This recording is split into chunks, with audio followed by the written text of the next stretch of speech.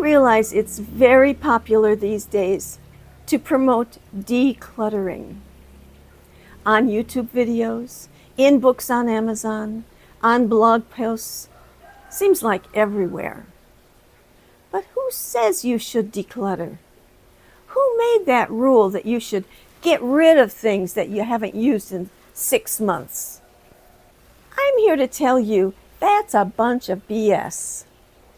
Let's talk about decluttering, shall we?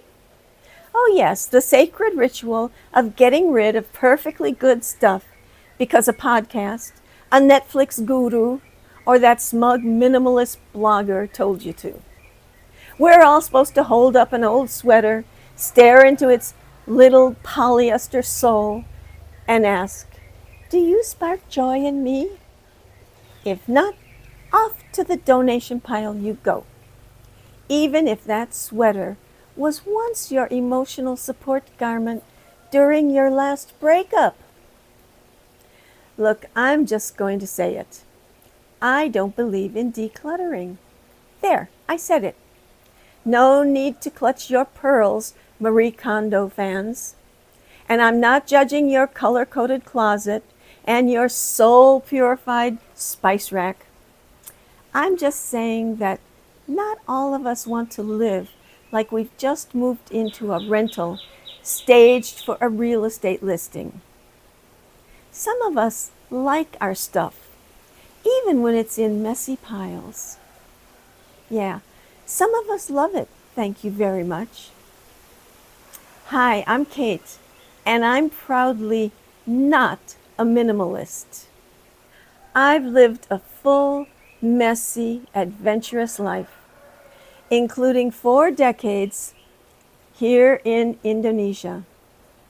And I've collected stories, souvenirs, and yes, plenty of stuff along the way. I'm here to say that not everything needs to be decluttered.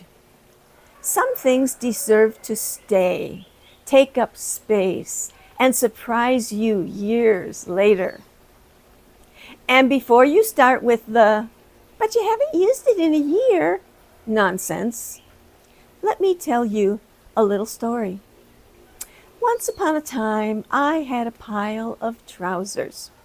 Lovely trousers. Trousers that tragically no longer fit me because I wasn't doing yoga at sunrise or skipping carbs or manifesting weight loss through vision boards. So naturally, I put them in a bag to donate. After all, they were just taking up space, right? I was never going to fit into them again.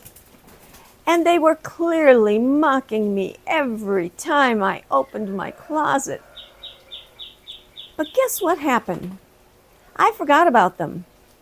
They got pushed to the back of a shelf and just existed there, quietly, waiting. And then fast forward to my post-radiation era.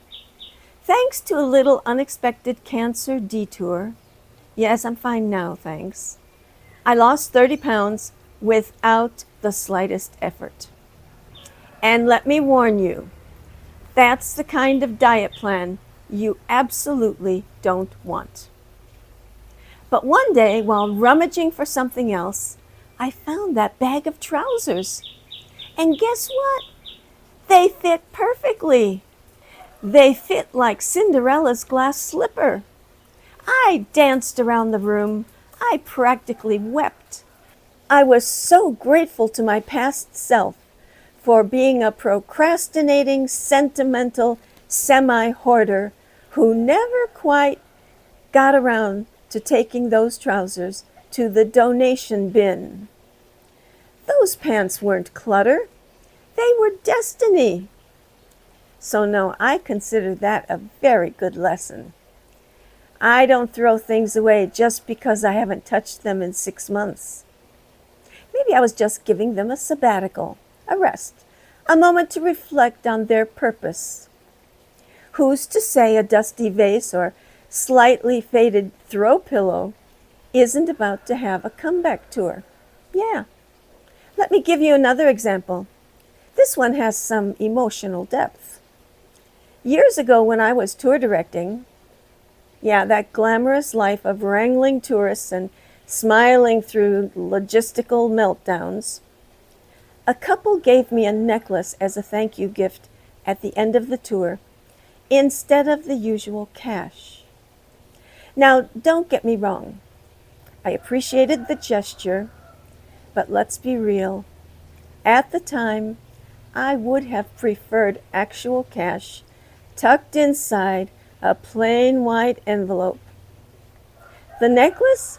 It was pretty, but I was accumulating cash to make it through the months when there were no tours for me to work on. Actually, I loved the necklace, but I already had plenty of necklaces.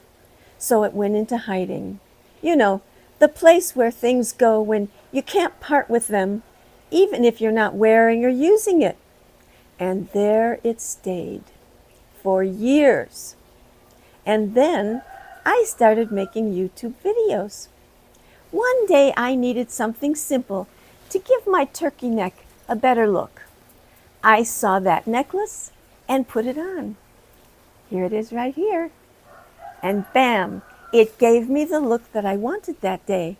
And I've worn it in every video since. And now, many years after this necklace was originally given to me, it's become part of my vibe. Feels like me.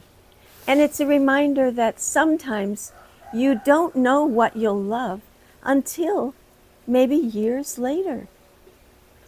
Decluttering wants to erase those moments.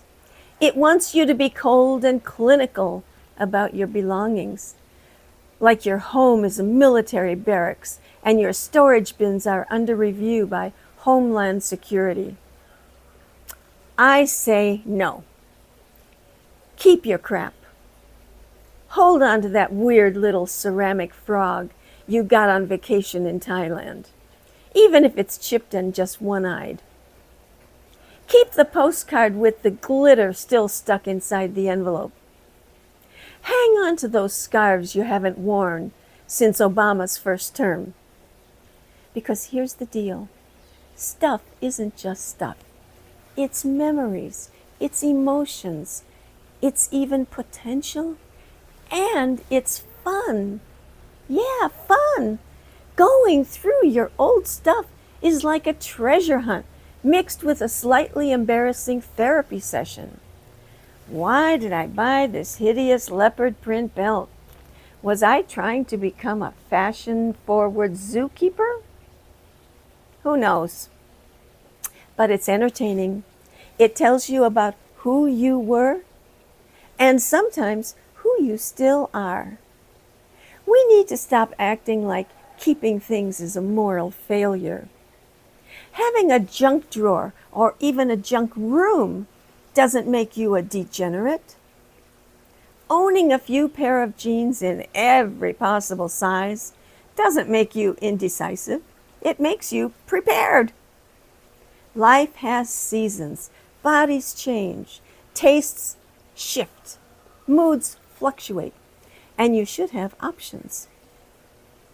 Also, let's talk about how half the stuff we're told to declutter ends up getting replaced a year later.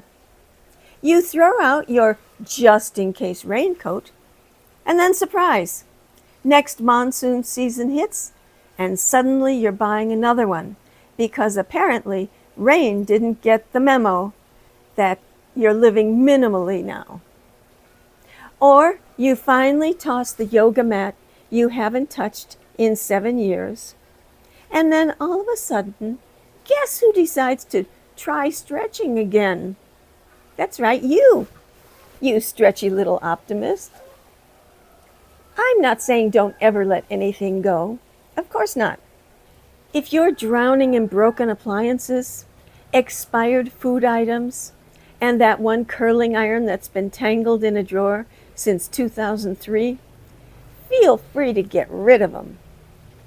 Oh, and let's talk about those "what was I thinking" clothes lurking in the back of my closet. You know the ones.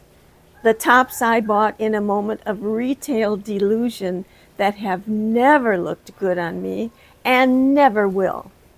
I'm not suddenly going to wake up next year, look at them and think, wow, these are stunning. Nope, they're hideous now, and they'll be hideous later. So send those straight to the giveaway pile. Soon. But I am saying this. Don't let decluttering become another way to shame yourself. Don't turn your belongings into a list of failures or missed opportunities. Keep what you love, even if you're not currently using it, because you never know when it's time to shine will come.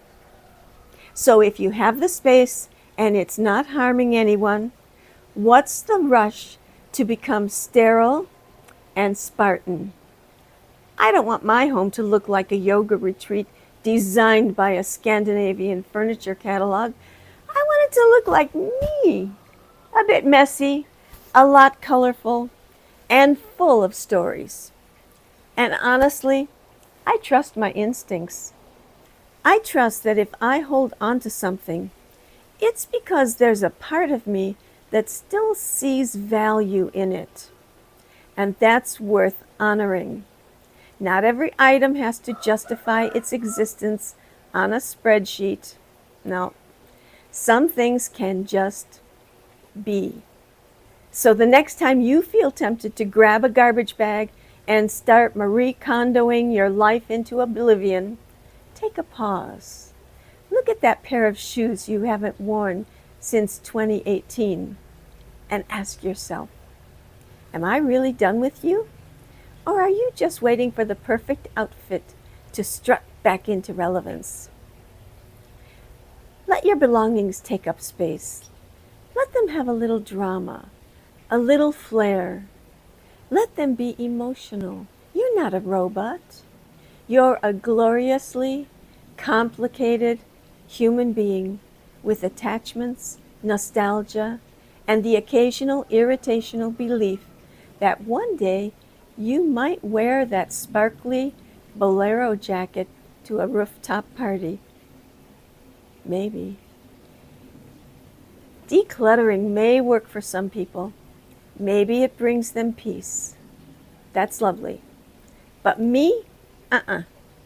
I'll be over here joyfully rummaging through my cupboards, finding hidden gems, laughing at my questionable purchases, and wearing a necklace that once disappointed me and now feels like part of my identity.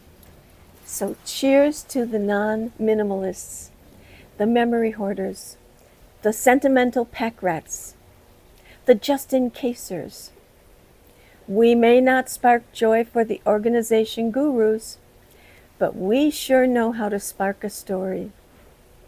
Hope you enjoyed hearing my take on this topic. What do you think? Are you a declutterer? Or do you keep things just in case? Let me know in the comments below this video. Thanks for coming along. Bye for now. See you next time. Bye.